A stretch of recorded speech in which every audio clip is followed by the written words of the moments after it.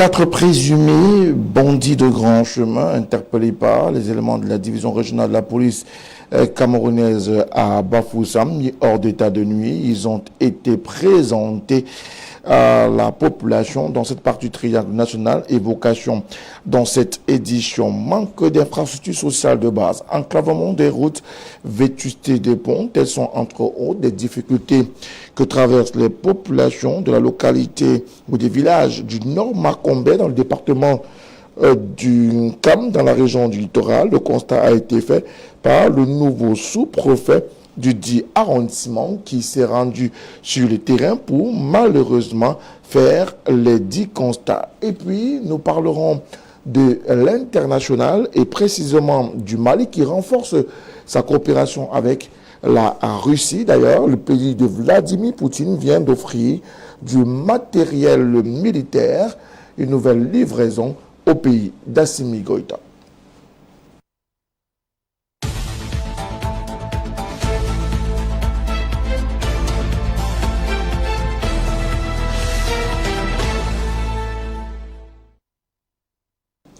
Madame, bonsoir. Monsieur, bonsoir. Merci de votre extrême fidélité. Vous faites bien d'être au rendez-vous de l'information du soir sur la télévision du Monde. De cette édition, nous l'ouvrons par ce fait de société à Bafoussam, où il est question de lutte contre la grande criminalité. Un gang de 4 présumés bandits spécialisés dans les braquages à main armée est tombé dans les filets des éléments de la police judiciaire de Bafoussam. Une interpellation de ces hors-la-loi qui a également été possible grâce à la synergie d'action entre la division régionale de la police judiciaire de l'Ouest et le groupement spécial des opérations GSO de Yaoundé. Ces présumés braqueurs ont été présentés aux populations et à la presse avant d'être traduits devant le tribunal militaire de Bafoussam. Blanche Mireille Boaliki, Herbert William Kouamou. De sources policières, ces 4 présumés malfrats, spécialisés dans les braquages à main armée, opéraient dans les villes de Bafoussam, Douala, Yaoundé, Boya et Limbé, avec un mode opératoire bien à eux. Dans leur mode opératoire, après avoir ciblé les domiciles, ils planquent aux encablures des domiciles et lorsque les victimes regagnent les domiciles, au moment d'ouvrir le portail, c'est avec une violence indescriptible qu'ils se ruent sur les victimes et sous la menace des armes, ils les dépossèdent de leurs biens et d'énormes sommes d'argent. Très violents, ils n'hésitent pas à faire feu lorsqu'il y a une moindre résistance. D'ailleurs, cela a été le cas en date du 30 août, lors d'un braquage qu'ils ont perpétré ici dans la ville de Bafoussam. La géolocalisation dans la capitale politique du Cameroun a ainsi permis au groupement spécial des opérations de Yaoundé, dans une opération coup de poing, de mettre la main sur le chef de gang. Donc, recherché activement par les services de défense et de sécurité, le chef de ce gang se manifestait par son extrême volatilité, ce qui rendait son interpellation difficile. Son exploitation conduira à l'interpellation de ses 3 complices et la saisie de 2 armes à feu avec munitions et 2 machettes. Nous avons immédiatement saisi le groupement spécial d'opération GSO qui n'a ménagé aucun effort pour mettre la main sur ce brigand. Et sur haute instruction du délégué général à la Sûreté nationale, ces malfrats seront transférés à notre niveau pour la suite des diligences judiciaires.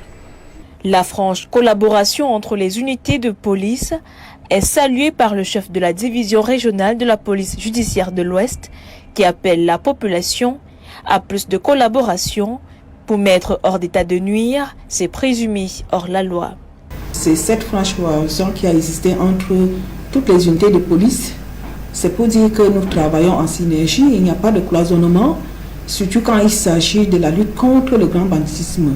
Pour l'heure, les 4 présumés malfrats ont été traduits devant le commissaire du gouvernement du tribunal militaire de Bafoussam pour répondre de ce qui leur est reproché. Affaire à suivre. Voilà une nouvelle qui ne fera certainement pas plaisir aux consommateurs et autres usagers automobiles. Le gouvernement de la République envisage de baisser la subvention pour l'achat des produits pétroliers à 50%. L'information est du directeur général du budget, Cyril Allo-Edou. Une décision avec des conséquences multiples. La majeure est justement l'augmentation des prix du carburant à la pompe, ce qui rendrait le quotidien des Camerounais encore plus difficile. Le constat est celui d'Eddie Junior ici. L'on ne le dira jamais assez, l'année 2023 s'annonce des plus difficiles, surtout sur les plans socio-économiques au Cameroun. À la pompe, le prix du carburant pourrait connaître une hausse. Une annonce faite de manière sibylline dans son adresse à la nation le 31 décembre dernier.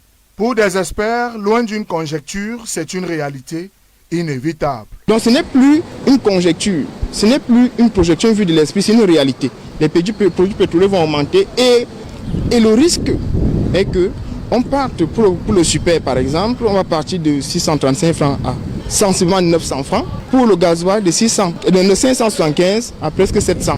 À cela, plusieurs raisons sont invoquées, ayant laissé le gouvernement camerounais dans un dilemme. En 2019, la Sonara avait connu une difficulté du fait de l'incendie qui avait ravagé une partie de son système productif. Et la Sonara sortait d'un lourd endettement à l'effet de moderniser effectivement sa production.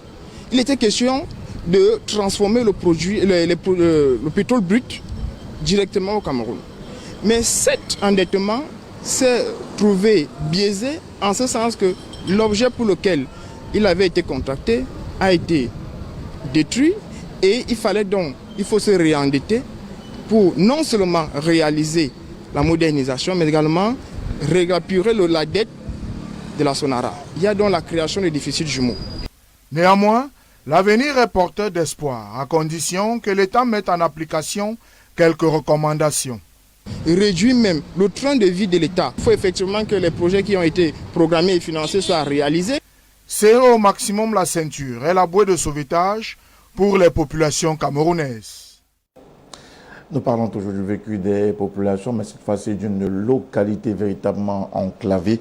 Manque d'infrastructures sociales de base, enclavement des routes, vétusté des ponts que traversent, voilà quelques autres difficultés que traversent les populations des villages du Nord Makombe dans le département d'Unkam, région du littoral. En tournée de prise de contact dans son unité de commandement, le tout nouveau sous-préfet du dit arrondissement s'est précisément rendu à l'évidence. Jean-Jémé Edna, Château-Vallon-N. Seul l'état de dégradation avancé de ce pont sur le cours d'Omagna traduit à suffisance le calvaire que vivent les populations des villages Djoumouna, Behak, Bangopé et Orkondorsim dans l'arrondissement du Nord Makombe, département d'Unkam.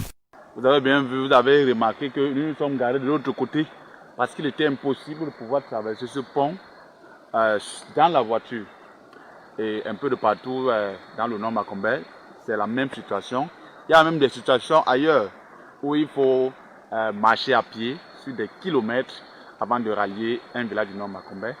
Et hormis les ponts, en piteux état, ces agglomérations sont dépourvues d'infrastructures socio-économiques de base et des routes pour écouler les produits de leur dur labeur vers les grandes métropoles. Même la route de Madjib au pont, c'est environ 2 kilos, mais on n'arrive pas à porter les choses pour amener. Et les gens tombent malades, même à porter, même nous dépasse. Nous sommes obligés de chercher les bambous de Chine pour attacher, pour mettre quelqu'un là-bas. Alors que notre village n'est pas trop loin. La difficulté d'Ndoyem, c'est la route. Pour qu'un village se développe, il faut la route. Quand la route passe devant, je viens à peine de laisser ma moto au bord du pont. Je suis à 3 km d'ici. Je peux trouver qu'on l'a volé. 700 000 francs, c'est pas 700 francs. Parce que ça ne va pas chez nous. Il y a la route et le pont.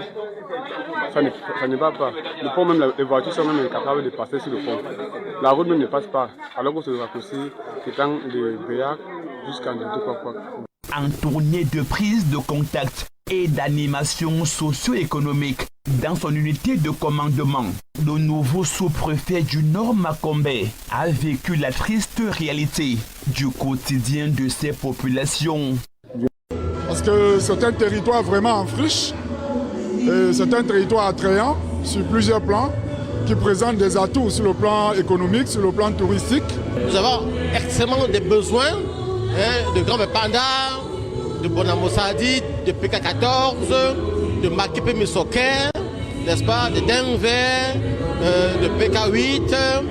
La dite rencontre entre les différents élus s'est soldée par la remise des présents à plusieurs et d'autres activités. Améliorer le quotidien des populations de Douala reste en tout état de cause l'objectif à atteindre.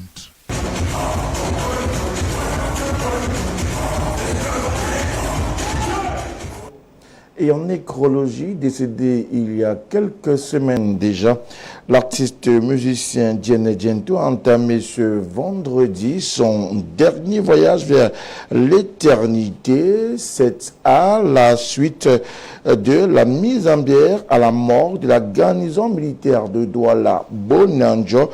Amis, famille, collègues sont venus lui dire et lui rendre un vibrant hommage. Patrick Ngwanya, André-Marie Kitio.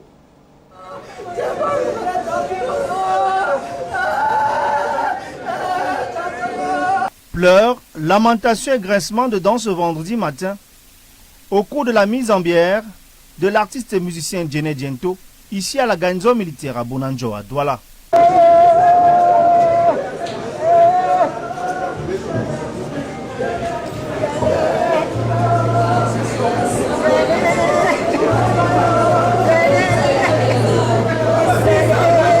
Amis, collègues, fans, curieux et mélomanes sont venus rendre un dernier hommage à celui qui se faisait appeler l'artiste d'État. C'est départagé, c'est mitigé, c'est notre oncle, c'est notre papa qu'on a perdu et l'émotion, je ne peux pas parler, je laisse ma petite soeur le soin de parler. En même temps, je ne pourrais pas dire le bonheur, mais de savoir qu'il se repose, qu'il n'a pas souffert.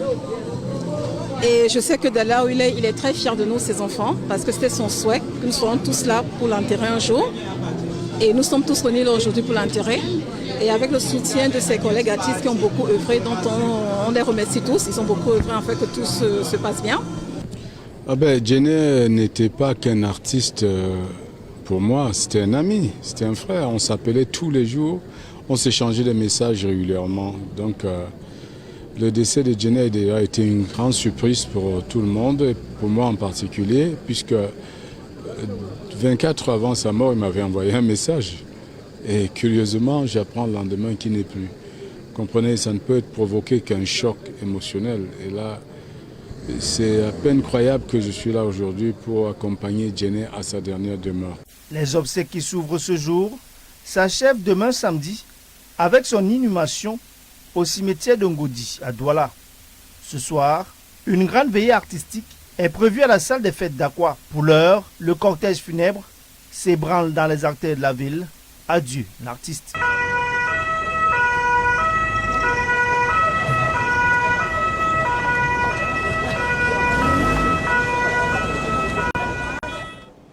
La mise en bière a donc drainé du beau monde à la garnison militaire de Douala. Je propose à cet effet plusieurs réactions d'artistes, musiciens, collègues de Djene Djento, l'artiste d'État. Des circonstances douloureuses, vraiment douloureuses, parce que nous venons dire au revoir à une grande icône, à quelqu'un de cœur, un homme de cœur, quelqu'un qui a toujours combattu pour l'intérêt général. On a fait chemin ensemble. On aurait souhaité qu'il goûte aux délices qui sont en train d'arriver. Mais, qu'à cela ne tienne, nous ne pouvons pas questionner le bon Dieu parce qu'il connaît mieux que nous tous. Donc, c'est des circonstances qui m'écœurent. C'est une immense perte. Parce que Djene, comme son poids, comme il était énorme là, C'est quelqu'un qui était aussi énorme en pensée, en idéologie. C'est quelqu'un qui était un rassembleur. Il a fait beaucoup de choses. Sauf qu'on dit souvent que l'artiste ne meurt pas. Mais je pense que la séparation reste douloureuse. Pour moi, je considère que je l'ai témoigné de son vivant. C'est-à-dire, il y a des moments où on m'invitait à Bafoussam. Je dis au grand frère, accompagne-moi. Et ce qu'il me demandait, il me demandait, ok, pour que je t'accompagne, je ne vais pas t'accompagner comme ça, je suis un artiste. Il dit que, ok, si c'est qu'on m'a payé, je vais enlever 200 000, je te donne. Et tout le temps, on a tourné comme ça, au moins pendant 2 ans. Il y a de temps en temps, on se gâtait, on reprenait encore notre amitié. Il y avait une complicité terrible. Le décès de mon frère, mon collègue, Djené Dianto, m'a particulièrement choqué. Il ne devait pas partir comme ça. Voilà quelqu'un qui part avec une partie de la musique camerounaise. C'est dommage, c'est vraiment dommage. La façon dont il vivait avec tout le monde, c'est la raison pour laquelle que tout le monde l'assiste. C'est un homme qui disait des vérités là où il faut. Mais comme dans la vie, c'est Dieu qui donne et c'est lui qui reprend, paix à son âme. Et puis, Djené est parti. Tout ce que je peux faire pour lui, c'est de chanter. C'est un grand amour de moi, d'inhiber les lames yao, naku tiwa galgalta, nawe dinyo lango.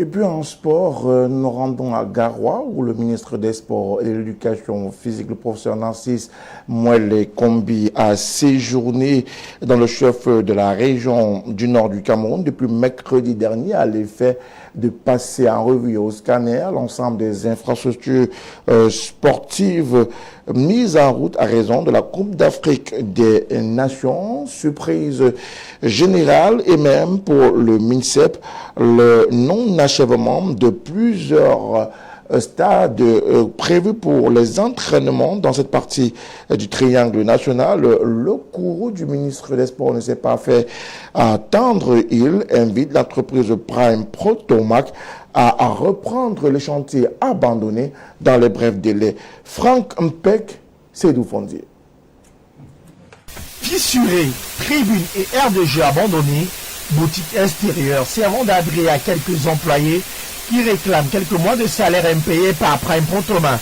Le ministre des Sports et de l'Éducation physique, Narcisse Moelle Kombi, n'était pas au bout de ses surprises lors de sa visite d'inspection dans la région du Nord, car au stade d'entraînement de Pompouré, c'est le même scénario, la même désolation et une seule conclusion. Des milliards de francs CFA du contribuable engloutis dans des chantiers non achevés par Prime Protomac qui se trouvent par ailleurs, selon le ministère des Sports, être en situation de surconsommation de liquidité car le taux de crédit étant supérieur au taux d'exécution des travaux. À cet égard, nous devons dire toute notre désolation, notre préoccupation par rapport au mauvais état de ces chantiers qui ont été abandonnés depuis bien avant la CAN. Et ceci malgré le fait que l'État a mis des moyens financiers conséquents et suffisants pour que l'entreprise puisse achever ses aires de jeu. L'entreprise, à ce jour, est en situation de surconsommation de crédit sur Pompouré et sur Gendarmerie. Le ministre des Sports et de l'Éducation physique a invité l'entreprise Prime Protomac à reprendre immédiatement les travaux.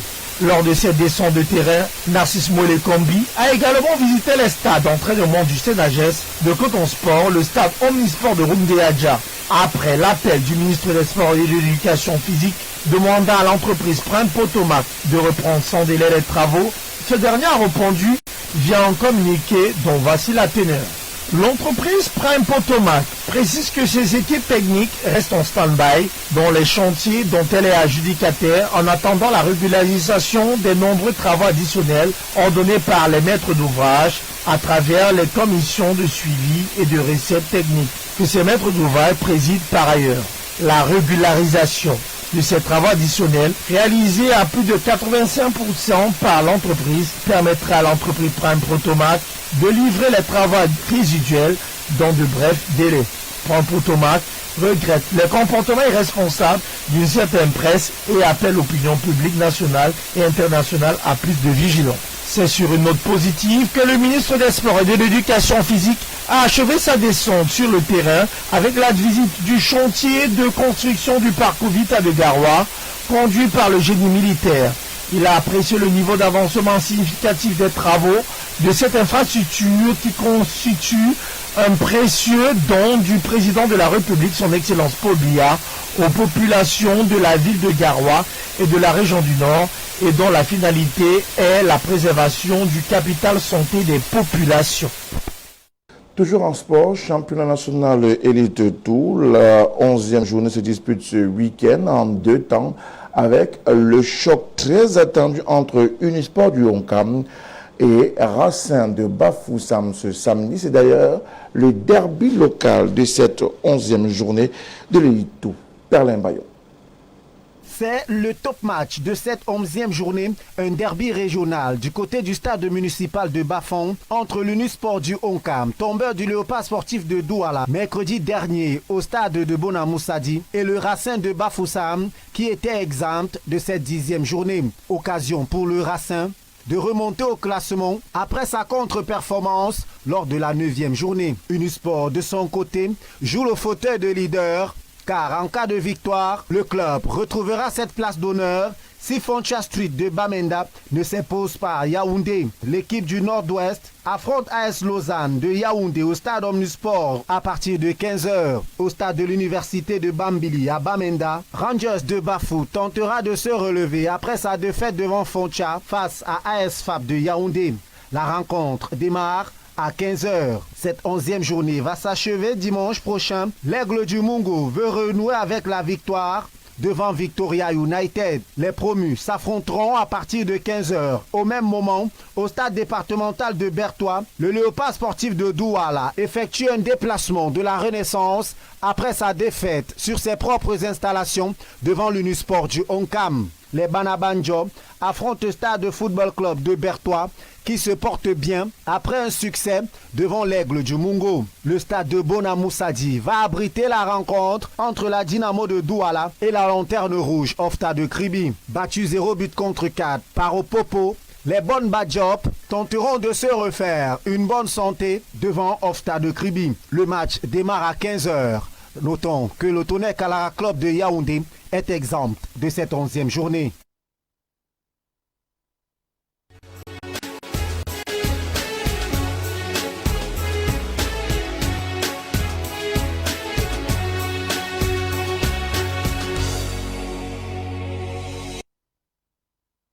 Rendons-nous au Mali où c'est plutôt une bonne nouvelle pour l'agent militaire au pouvoir. Elle renforce sa coopération militaire avec la Russie. Le pays de Vladimir Poutine vient d'offrir du matériel militaire de dernière génération à l'armée malienne. Une cérémonie qui a connu la présence du chef de l'agent militaire, par ailleurs président de la République, le colonel Assimi Goïta. Aéroport international de Bamako. Les soldats sont au garde à vous. Le ministre malien de la Défense passe les troupes en revue à l'occasion d'une nouvelle livraison d'avions et d'hélicoptères de combat russes. L'ambassadeur russe est d'ailleurs présent aux côtés du colonel Assimi Goïta, le chef de la junte malienne, et du ministre de la Réconciliation, de la Paix et de la Cohésion nationale. La volonté de moderniser et d'équiper notre armée n'est pas uniquement liée à la crise sécuritaire. Bien sûr, celle-ci en a montré l'urgence, mais elle répond avant tout à un besoin fondamental. Assurer la sécurité de sa population n'est pas un luxe, mais une nécessité. Le message s'adresse aux Maliens victimes d'attaques meurtrières régulières des groupes djihadistes et aux terroristes eux-mêmes. Mais il semble également viser l'ancien allié français. N'en déplaise aux nostalgiques d'un ordre révolu qui voulait que cette vaillante armée reste confinée à un rôle d'éternel assisté. Depuis la rupture de l'alliance militaire avec la France et ses partenaires l'an dernier, la relation militaire avec la Russie n'a cessé de se renforcer. Au moins 2 livraisons d'équipements aéronautiques russes ont eu lieu en mars et en août dernier. La junte malienne a toujours démenti par ailleurs la présence du groupe paramilitaire russe Wagner sur place depuis fin 2021, selon de multiples sources. Madame, Monsieur, c'est la fin de cette édition de l'information du soir sur la télévision du Monde. Merci de l'avoir suivi. Restez en compagnie de nos programmes qui se poursuivent. Bon début de week-end à toutes et à tous et à très bientôt. Au revoir.